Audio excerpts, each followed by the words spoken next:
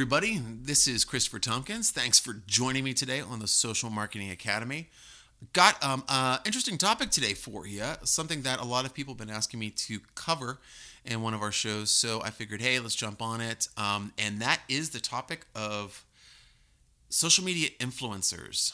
Pretty big topic. So I figured what I would want to do to kind of tip everybody off is talk about the three main categories, I guess you could call them, of social media influencers to kind of understand a little bit more of the lay of the land when you get into, when you start discovering your own influencer marketing strategy within your own company, or you're having somebody else manage it for you externally. So today we're going to go through the three main types of them. Again, I'm Christopher Tompkins. I am the CEO and head strategist at the Go Agency. We are a national and international sales and marketing firm. We specialize in online marketing, lead generation, design, copywriting, consulting, basically anything and everything. Over the years in the business, aside from even my 11 years of business with the Go Agency, above and beyond with my marketing background, I've seen so many businesses, and I've been privy to so many conversations. And during that time, I've seen lots of things that are common mistakes, common pitfalls, but also things that a lot of people should get excited about and maybe are missing out on. And I want to take all of those topics and bring them right here to the Social Marketing Academy so we can kind of help one another really lift each other to the next level. And this is like, for example, today we're talking about influencers. A lot of people aren't using influencers, so hey, why don't we give it a shot? I'm going to tell you more about it. Maybe it could level up your marketing campaign. That's what the goal is all about. And if you're listening to this show right now, if you check out our archives, we have tons of shows. A lot of the content is ageless. You can listen to it whenever. A lot of these tips and tactics are based off of just tried and true marketing. They are not based over trends. They're not based off of flash in the pan type of things. Many of the shows, I mean, some of them are. Some of them are time sensitive, but a lot of them aren't. So make sure to check out our archives and take a listen to some of them. You can check them out on iTunes, Overcast, Stitcher, a lot of other things, iHeartRadio, whatever. It's out there. You'll find them. But hit subscribe so you can check them out whenever you want. And we put out content on a regular basis, so check back and we'll give you updates when we put some new stuff out. So today's topic is influencers. So on the blog I have on the website, it's thegoagencyusa.com/blog. I wrote a blog about the basics of influencer marketing. So you might want to check that out. It's a nice little precursor to this show. It gives you a little bit more information as to, the importance and all the good stuff about influencer marketing. But so what I'm going to do is I'm going to walk into it like you already understand that, right? So now that you know what influencer marketing is and how to do it, I want to focus on the kinds of influencers available. So let's be honest. Influencers are important if you are doing campaigns. I believe the most important place is Instagram. Having those influencers having those third-party endorsements to your products and services to an engaged audience that you don't have access to normally is a very, very powerful thing. A lot of people sleep on it. I think that a lot of people are uncomfortable with it. And the main reason is because there's no system, folks. You just figure it out. Obviously, at the Go Agency, we do these campaigns all the time. We had to create our own system. I mean, it wasn't like, oh, this is how influencer marketing works, and this is the structure that everyone follows. No, everyone does whatever the hell they want. So we've come up with a way of managing it and helping our clients monetize it the right way. But yeah, it's a little bit of a challenge. So marketing campaigns aside, which is another topic completely, let's focus on who you're going to be targeting for these. So one quick note, though, before we dive into the topic. These definitions are a little flexible. Some experts swear that micro-influencers and celebrity influencers are the same, while other experts just will roll their eyes and patiently explain that macro-influencers are internet celebrities and celebrity influencers are famous offline as well. Another marketer might try to persuade you to believe that macro and micro should be based on reach rather than reputation, which will probably be countered by a different marketing expert shouting that such a definition would mean Doug the Pug or Grumpy Cat or blah, blah, blah. You understand what I'm saying? This is what I was saying before. This is kind of like the Wild West here. So everyone has different connotations and denotations of what the different types of influencers are. This is mine. This is what we use at the Go Agency, and this has helped our clients really, really understand the reach and the influence so that we can then come up with targeted campaigns that are meaningful rather than arguing about definitions for 3 weeks and not doing anything. I'd rather just get moving. So what I want to do here is just give you some leads, okay, on the different types of categories. Then, I don't care what the hell you name them, just understand what they mean. And then you can call a macro influencer or a macaroni and cheese influencer. I don't care. Just understand the different 3 categories that we're going to share with you here, and then you'll be good to go. Okay, let's go. So macro influencers is the first one. Macro influencers are social media influencers who have massive followings. Macro, massive. Some marketing experts advise judging macro influencers by different metrics for each social media platform.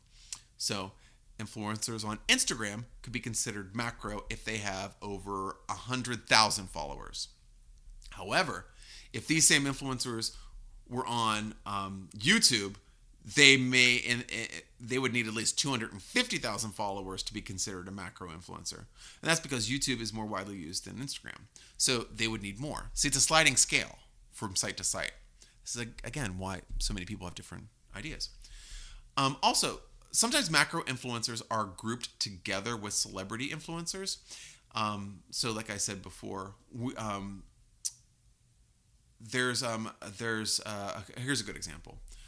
Kylie Jenner and Logan Paul. Okay, the former is a model and a member of a famous family, while the latter is a wildly popular vlogger. Not so much anymore, but however, Kylie is famous outside of the internet, modeling, being related to the Kardashians, the Jenners, while Logan is known almost exclusively for his online presence. So we would classify Kylie, 109 million followers on Instagram, as a celebrity influencer, and Logan, who has a pretty lofty 16.3 million followers on Instagram, would be considered a macro influencer. Okay, so you know what I'm saying? So we're saying he's a macro because this is his, basically social's his only gig. Now, if he was doing that and he was modeling and he had a soda brand and he was doing clothing line and all of that was successful, then he's a celebrity influencer. So it changes it up a little bit. The enormous reach of the macro influencer also leads to drawbacks in using them as influencers. Just so you know, the larger their audience, the higher the cost. Macro influencers are they're just more expensive than other options. So, if on a related, if counterintuitive note, as the influencer's following grows, the followers tend to feel more distant with those as well. Studies have shown that followers engage less often with influencers who have a large following. So, is that to say that you shouldn't use a celebrity endorsement or you shouldn't use a macro? I think what I'm trying to say here with this is that it really does depend on your budget. This is the most expensive category. Okay? I'm talking about one of the most popular guys on YouTube and one of the Kardashians. Yeah. They're going to be expensive, folks. They are going to be expensive. So here's the thing.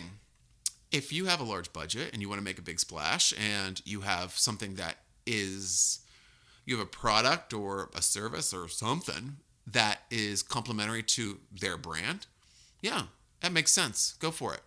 But if you have little to zero budget, I wouldn't start off with macro. I might start off with micro if you have a little bit more of a budget, and here's why. Micro influencers are niche markets or niche markets.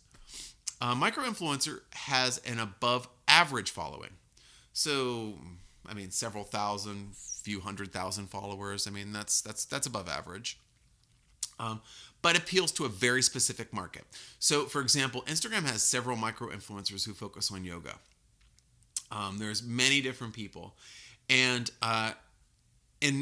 basically, for example, if you get someone who a micro influencer, Summer Perez is one of them. She does a lot of she's a yoga enthusiast and a mom, and she has 192,000 followers, and she shows her own poses. She poses candidly. She poses with some products. She does a little bit of this. She does a little bit of that. All of that is what a micro influencer does. So you could very easily, if you had a yoga centric product or a yoga related product, could talk to that person and say, hey, would you mind endorsing this or showing this on the gram? And they'd be like, yeah, no problem. It's gonna be this much money. Traditional social media networks are not micro influencers only. Traditional social media isn't, what am I trying to say here? Traditional social media isn't the only place where they are, these micro influencers. Bloggers are also considered to be micro influencers. Mom and dads who blog about the trials and triumphs of modern parenting are often sought out by marketers as micro influencers, and you could do these as well. These parents are not traditional social media influencers, but their impact, it really can't be denied.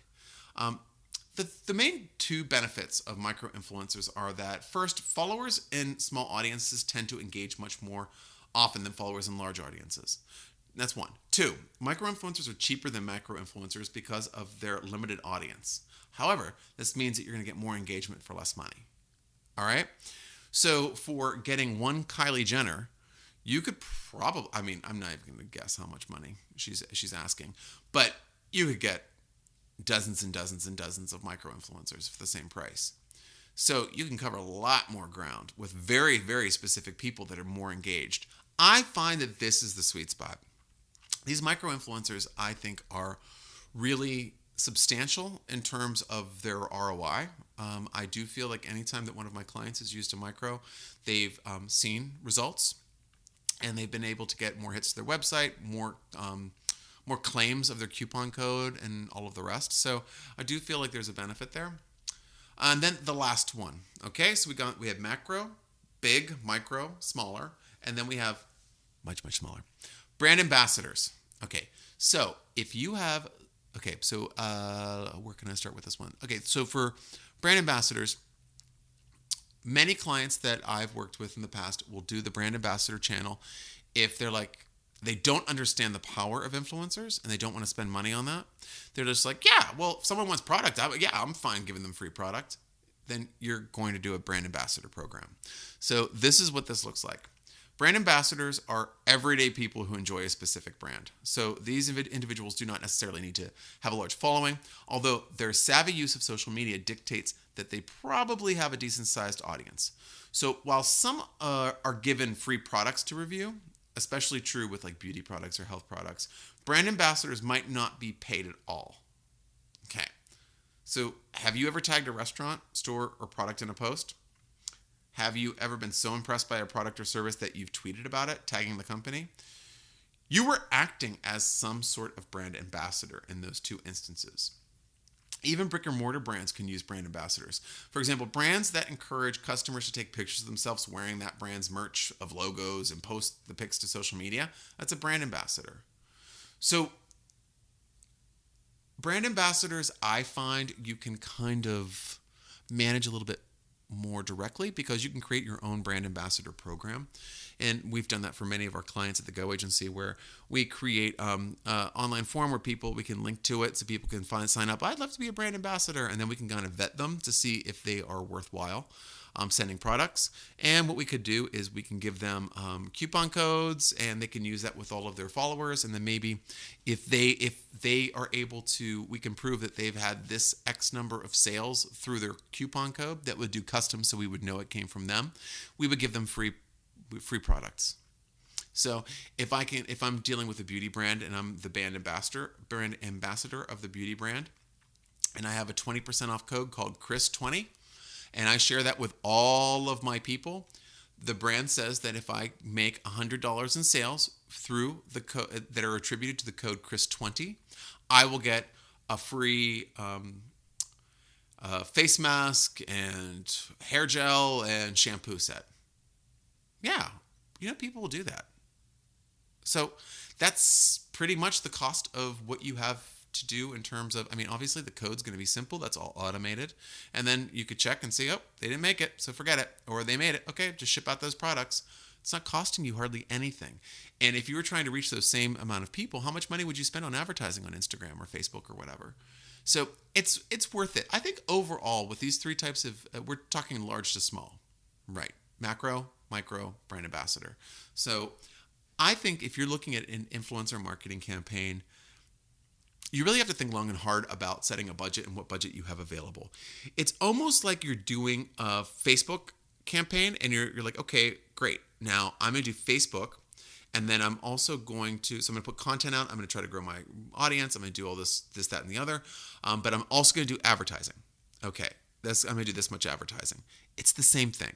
So if you're going to do an Instagram influencer campaign, you're going to say, okay, this is how much time I have to do to do my post, and this is what I'm budgeting for that. And if you're outsourcing it or you have someone doing it. But you also have to then set aside a budget for influencer marketing. So are we going to set aside a budget of $500? Is it going to be $3? Is it just going to be, no, we just want to give away product, and this is how much product we're able to give away. Setting those limits is going to help you understand where you need to go with this. If you have a $15,000 a month advertising budget that you need to split between multiple places, I would definitely say if you are a product-based company, you definitely should think about influencer marketing as one of those. And maybe start off with some micros and see how the micros go for you. Brand ambassadors are a good part of any campaign because I really do feel like they're high value, very low to no cost. They don't give you as much gasoline on the fire as a micro would, or a macro for that matter, would give you, but still useful. So I know, folks, I'm not giving you kind of concrete guidelines on these because influencers are, like I said, it's a wide open architecture. I think it's powerful to understand the three different types. I think it's powerful to understand that if you are going to do any sort of, I would say Instagram in particular, any sort of Instagram marketing, you really need to have a budget set aside for this. Advertising on Instagram is great, but it doesn't really up your following.